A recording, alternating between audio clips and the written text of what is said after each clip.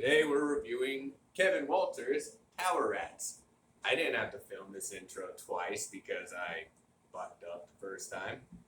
And I'm really hoping that the fan in the background isn't louder than my voice, otherwise it's gonna suck ass.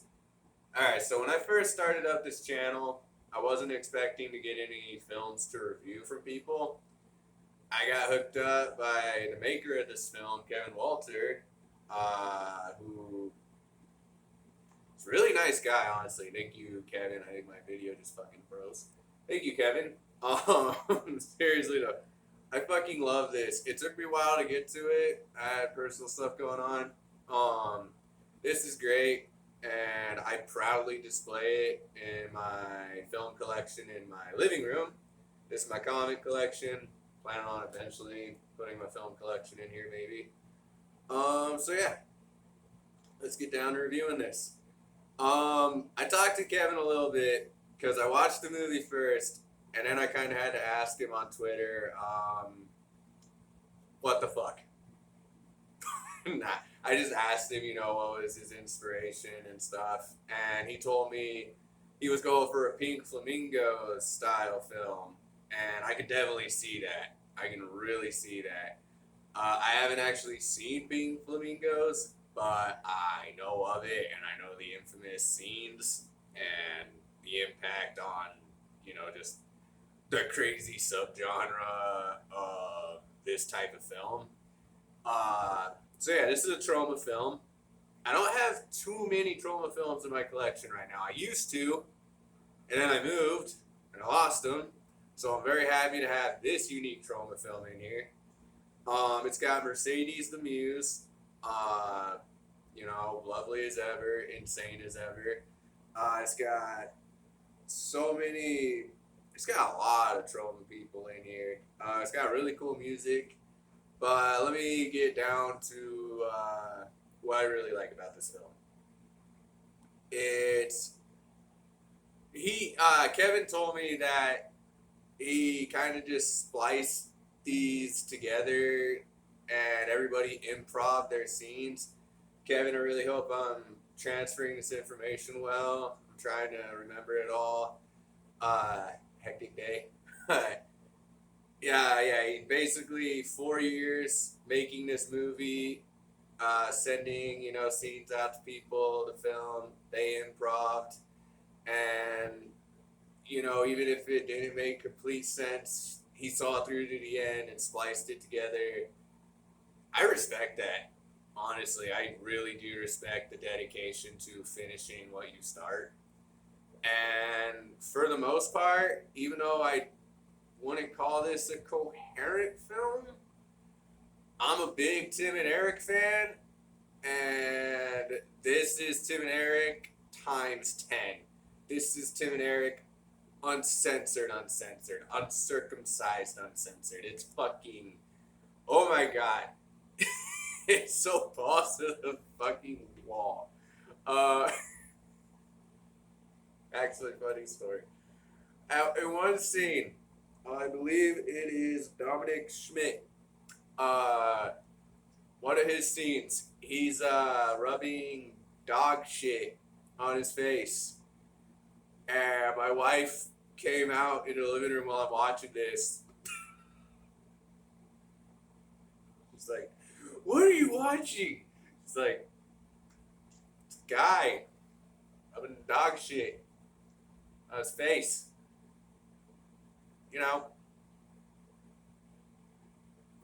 But it's so, I have so much respect. I don't know if the dog shit was real. I'm really hoping it wasn't. But if it was, kudos to you, Schmidt. Kudos. But yeah, that it's crazy humor. It's zany.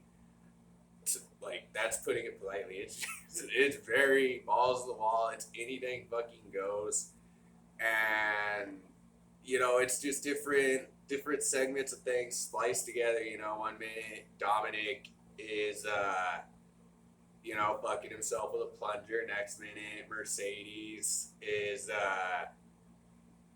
mopping up a bathroom with no pants on. and next minute fucking zombies are murdering people to like really awesome punk thrash music. That being said, the zombie scenes I really fucking loved. I actually need to look more into those. Those actually have really good gore, like really, really good gore effects. I loved them. I also forgot to mention Lloyd Kaufman makes an appearance in this, and you know if you're a Troma fan, Lloyd Kaufman is like all of our. I'm your guys' Paparotti. Lloyd Kaufman is my Papa. Kaufman, my Papa Lloyd. But yeah, he's basically like the guy we all idolize. This is definitely Outsider. And to get serious, I wasn't serious anyways. But to like talk a little bit, these kind of movies, honestly, I really find these more inspiring to just be creative, like more inspiring to make film, more inspiring to make projects, to do what you want. I'm more inspired by shit like this than I am by like fucking E.T. I know so many people who saw E.T. and they're like, it really inspired me to go into film. And it's like, really? E.T.? The circumcised dick monster? The one that looks like a turd with stubby legs and elongated arms? That's the movie? But this, everyone did their filming. Everyone did it themselves. Kevin saw through to the end, and it's funny.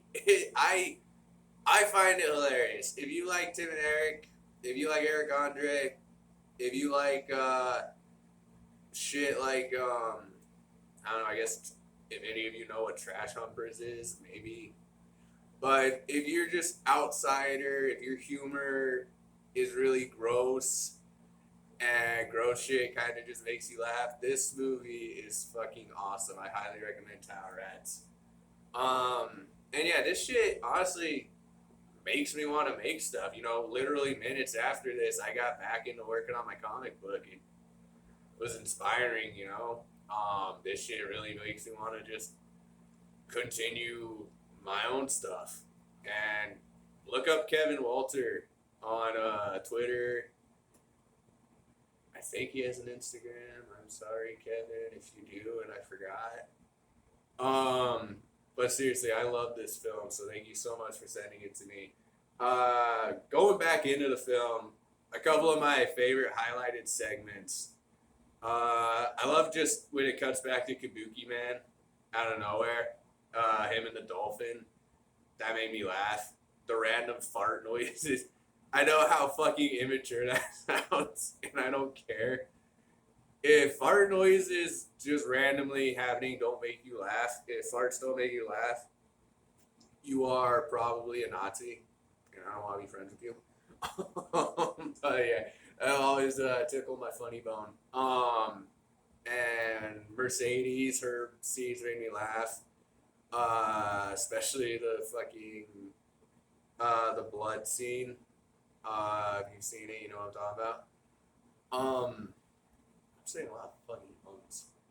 But Troma as just a group of filmmakers, it's literally just a giant middle finger to filmmaking standard. Well, no, I can't say that because they do go out of their way to make sure like nobody gets hurt. So I guess that's not what I mean. Basically just what people conceive as like the rules of filmmaking. Troma doesn't stick to it. I remember seeing Toxic Avenger when I was in elementary school and middle school. I remember thinking to myself, that's awesome. I want to do something like that when I get older. I want to make my own shit. I want to make my own stuff. And I don't want to give a fuck. This and stuff like Tower Rats, I want to see more of that. I want more of just insanity. And yeah, if it is a coherent film, which this isn't so much, but if it's a coherent film, but still follows its own rules and still doesn't give a fuck, then yeah, you know, I want shit like that. I want shit like Toxic Avenger. I want shit like Rose and Victor, and I want shit like Tower Rats. You know, this stuff is so fucking great. This movie made me laugh my ass off. It transported me back to when I was a teenager, watching Jackass, watching late night Adult Swim, just the creative anarchy. That's what I love. The freedom of just not giving a shit while rubbing shit on your face. Nice time to go off, fan. Nice timing. Seriously, I do give this two thumbs up. I give it other things too, but you know the camera's up here. That joke doesn't make sense. Um, I really did like this, Kevin. Good job. Kudos to you for seeing it through to the end, and thank you again for sending this to me. I highly recommend people check out Kevin Walter. Check him out on Twitter. I'm going to try to link his profile in my YouTube. I'm still figuring out YouTube, but I'll figure it out. As for me, I'm still, so you notice I'm doing music and stuff right now. I'm still working on my comic, Blood Claymore. And yeah, I'm doing a side project, a band, Maggot Terror, or Maggot Terror, if you want to say it as one word. And yeah, this is my review for the week. Tomorrow is my little girl's first birthday, so I'm gonna be busy, but really excited. And you know, really liked watching this on my day off. This was great. I hope you guys are having a good time. Stay creative. Be nice to each other.